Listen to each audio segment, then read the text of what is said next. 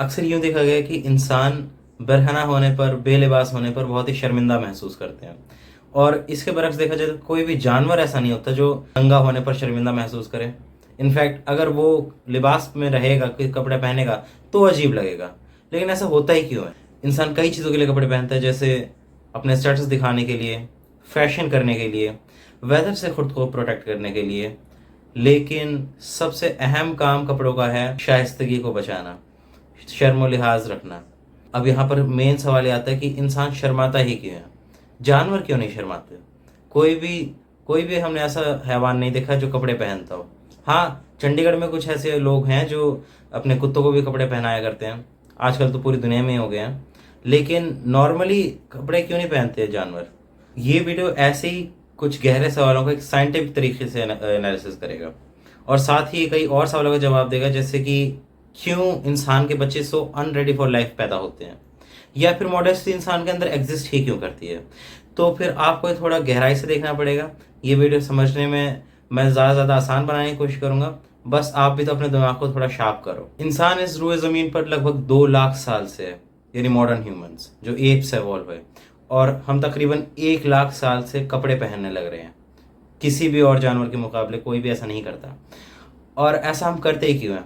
ज़ाहिरी तौर पर हम कई सारे फैक्टर्स की वजह से करते हैं। मौसम से बचाने के लिए खुद को, या फिर अपना सोशल स्टेटस दिखाने के लिए, अपने आप को वेल्थी दिखाने के लिए। लेकिन इसका एक और बड़ा रोल है खुद को एम्बैरसमेंट से बचाने के लिए, यानी शर्मिंदगी से बचाने के लिए। तो सबसे पहले देखते हैं कि एम्बैरसमेंट क्या है, ये होती ही क्यों है, और अगर ये होती भी है तो क्या ये हेल्थी है या फिर अनहेल्थी है। हम सभी ने कभी ना कभी पब्लिकली कोई ऊट पटांग हरकत करने के बाद थोड़ा बहुत एम्बैरस तो फील किया ही है। और एम्बैरस कोई भी अकेले में फील नहीं करता। अकेले में तो चाहे आप नंगे बैठ जाओ, को क्या फील होगा। लेकिन जब पब्लिक में होते हैं, कुछ ना कुछ ऐसे हम काम कर बैठते हैं जो सोशल नॉर्म्स के अगेंस्ट जाते हैं, तो हम अक्सर एम्बैरस फील करते हैं, शर्मिंदा फील करते हैं।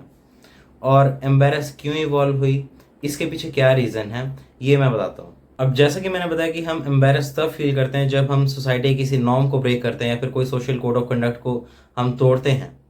तो फिर कई साइंटिस्ट या फिर एंथ्रोपोलॉजिस्ट का ये मानना है कि embarrassment as a human behaviour हमारे अंदर इवॉल्व ही इसलिए हुआ ताकि हम एक साथ ये सब ह्यूमन कोशिश करें कि हम सोसाइटी के कोड ऑफ कंडक्ट को ना तोड़ें, ताकि सोसाइटी का फैब्रिक बना रहे, जिससे कि हम एक साथ हमारे सर्वाइवल के चांस ज़्यादा बढ़ जाते हैं। कि human is a social being, social cooperation से ही ह्यूमन सोसाइटी चल पाती है, उसके बगैर वो नहीं चल पाती। कई साइंटिफिक रिसर्चेस ये भी दिखाती हैं कि अगर आप थोड़ी अमाउंट ऑफ एम्बैरसमेंट फील करते हो पब्लिकली, तो फिर ये साइन है एक हेल्थी ब्रेन का।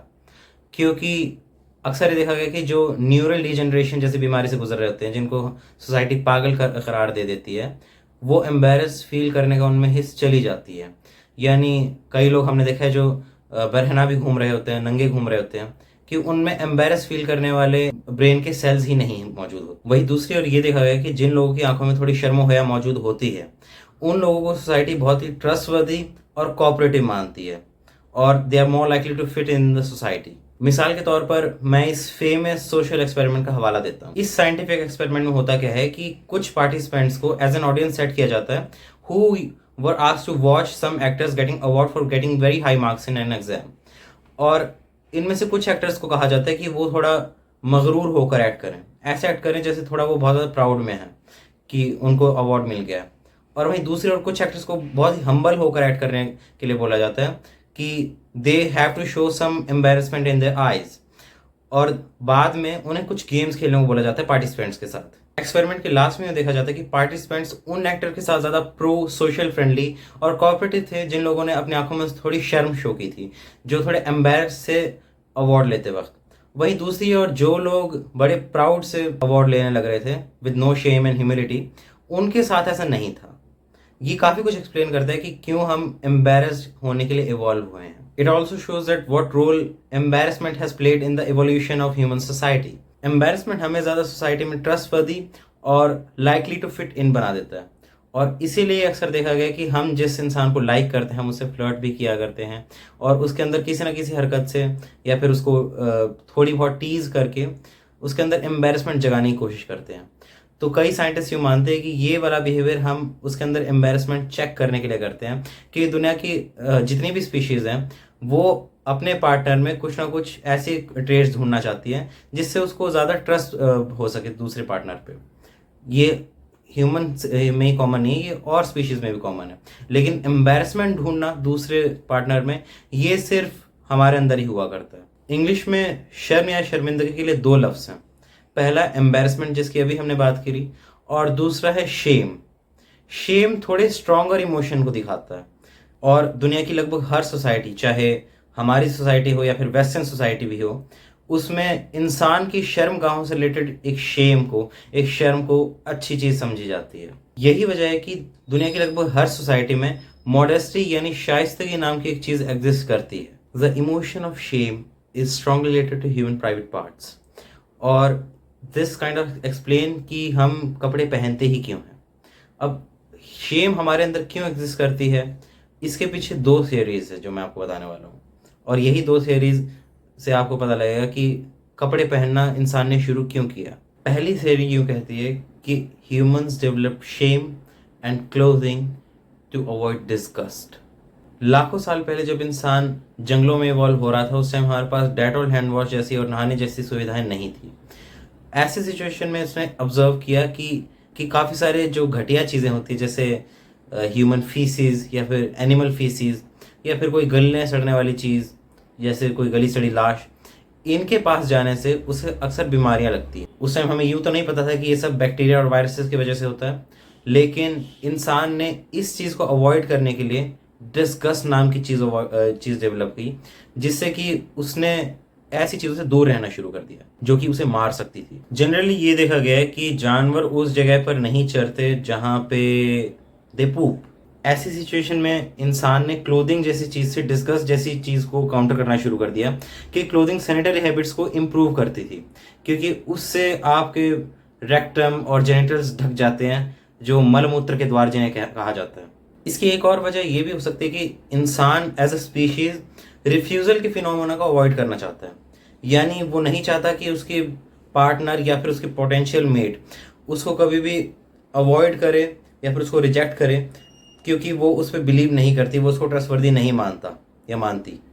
क्योंकि वो कपड़े पहनकर मॉडेस्टी दिखाकर वो ये दिखाता है कि वो हर किसी के लिए सेक्सुअली अवेलेबल नहीं होगा, और इसीलिए क्लोथिंग एक तरह से एक तरीका बन जाता है किसी को अट्रैक्ट करने का, एक मेट को अपनी तरफ अट्रैक्ट करने का, वहीं दूसरी तरफ मॉडेस्टी दिखाने का इस समाज में।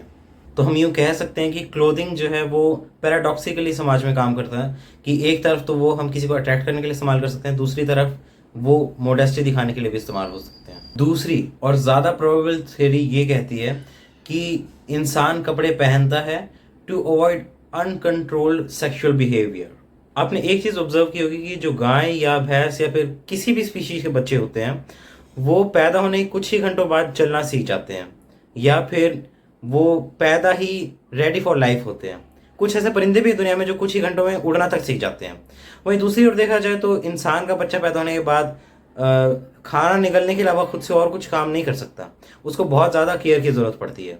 ऐसा क्यों होता है कि इंसान के बच्चे सो अनरेडी फॉर लाइफ पैदा होते हैं, वहीं दूसरी ओर जो जानवर हैं उनके बच्चे बहुत जल्दी ही सारी चीज़ें सीख जाते हैं। साइंस कहती है कि ऐसा इसलिए है कि हम दूसरी स्पीशीज़ के मुकाबले बेहद ज़हीन और अक्लमंद हैं। I know it sounds weird but try to understand. और स्पीशीज़ के बनिस्बत इंसान के ब्रेन का साइज़ बहुत ज़्यादा है, और आप यूँ भी कह सकते हैं कि ब्रेन का साइज़ तो हाथी और व्हेल का भी बहुत ज़्यादा है। लेकिन अगर brain to body ratio compare किया जाए तो ह्यूमन ब्रेन्स आर ह्यूज। किसी भी और स्पीशीज़ से ज़्यादा है इंसान के ब्रेन का साइज़ अगर रेशियो में देखा जाए तो। और this is one of the reason जो हमें और स्पीशीज़ से ब्रिलियंट बनाती है। हम किसी भी और स्पीशीज़ से ज़्यादा समझदार हैं, यानी हम एक्सपेरिमेंट्स कर सकते हैं साइंटिफिक, हम बोर्ड के पेपर दिया करते हैं, लेकिन जानवर तो ऐसा नहीं किया करते। लेकिन इंसान इतने बड़े ब्रेन साइज़ को लेकर तो पैदा नहीं हो सकता माँ के पेट से। मतलब ये प्रैक्टिकली इम्पॉसिबल है कि इतने बड़े ब्रेन के साथ कोई बच्चा पैदा हो। और इसीलिए जब इंसान पैदा होता है तो उसका ब्रेन हाफ डेवलप्ड होता है। वो ओवर द टाइम जब जैसे जैसे बच्चा बड़ा होता है तब डेवलप होता है। और ऐसी सिचुएशन में जहाँ पर आपके बच्चे को बहुत ज़्यादा केयर की ज़रूरत होती है, ऐसे सिचुएशन में कोई सेंस नहीं बनता कि इंसान हर टाइम मीटिंग करता रहे, हर टाइम बच्चे पैदा करता रहे। और इसी चीज़ को प्रिवेंट करने के लिए ह्यूमन सोसाइटी ने क्लोथिंग नाम की चीज़ इन्वेंट की। जानवरों का अपने सेक्सुअल बिहेवियर पे कोई काबू नहीं होता, लेकिन इंसान ये काबू कर पाता है थैंक्स टू क्लोथ्स। इसीलिए वो और चीज़ों पर वक्त ज़्यादा खर्च कर पाता है, जैसे कि अपने बच्चों को बड़ा करना ताकि वो आगे रिप्रोड्यूस कर सकें। वहीं जानवर सिर्फ अपने बच्चों की ज़्यादा केयर नहीं करते। मछली तो एक बार में 1000 अंडे देती है, जिसमें 100 सर्वाइव कर पाते हैं और वो पालती किसी को भी नहीं है। लेकिन इंसान एक बार में 1 या 2 या फिर मैक्सिमम 7 बच्चे पैदा कर सकता है। नेचर ने इंसान के मामले में या फिर हायर स्पीशीज के मामले में एक क्वालिटी अप्रोच रखी है, ना कि क्वांटिटी अप्रोच। तो इन कंक्लूजन हम कह सकते हैं कि हम एज अ ह्यूमन नंगे नहीं घूम रहे हैं। इसका एक रीज़न ये भी है कि हम सबसे ज़्यादा ब्रिलियंट है और स्पीशीज से।